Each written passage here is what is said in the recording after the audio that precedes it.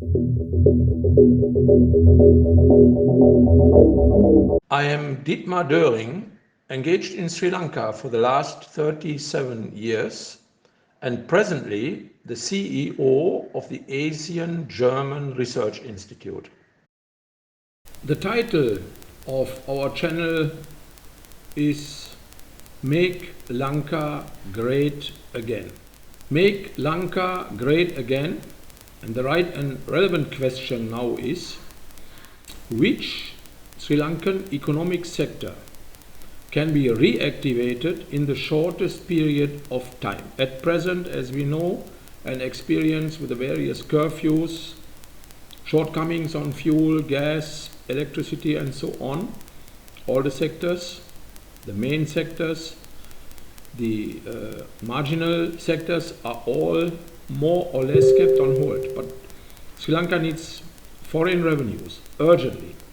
So which Sri Lankan economic sector could be reactivated in the shortest period of time? That is one point where we are looking at right now. Which sector can overcome the existing obstacles, because they will remain for a while, at the earliest time? To answer this question properly, we have to consider the existing infrastructure needed to reactivate this industry. And there, when we take the three major GDP contributors, what we have said, the exports, tourism, foreign employment. So out of these three, which sector can overcome the existing obstacles at the earliest time? And we are looking first to the export sector. Is a major one, the prime one. Exports might take some more time to restart and to reach full steam. The major obstacles for the export, the entire export sector, are the extreme increments of freight charges in recent months, culminating almost to a 7-fold increment in freight charges.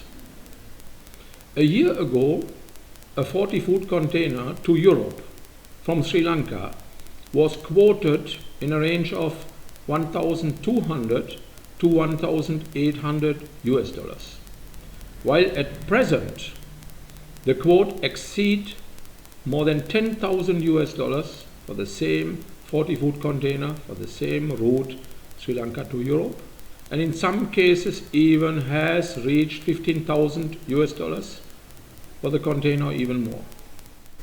Additionally, since the export is heavily dependent on labor, and for labor, current transport issues are there in existence for employees who face difficulties in reaching their working places. Power generating is a basic essential for any sort of production.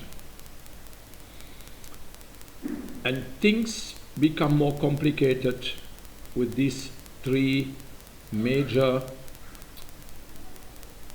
matters for export. So my vote is export might not be the industry sector which could be activated very soon, at a very earliest stage.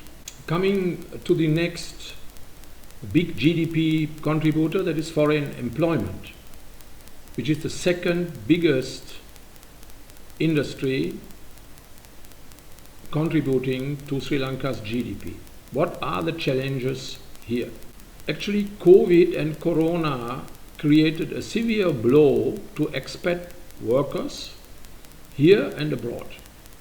Middle East countries in particular imposed stringent conditions to foreign workers, and in some cases, some countries completely rejected foreign employments. This has affected the Sri Lankan employment scenario severely. This situation might ease or might not ease.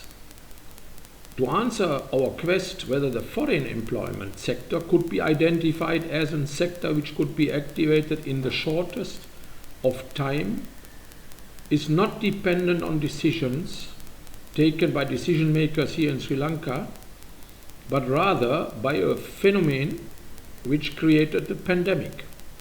So we do not know whether in the autumn period this pandemic situation will be identified again and the stringent restriction for foreign employment will be imposed once again. At the moment it's a bit relaxed, but we can't say that. So my vote is foreign employment cannot be the sector which could be activated very soon. So the remaining one is tourism. I will come to that now.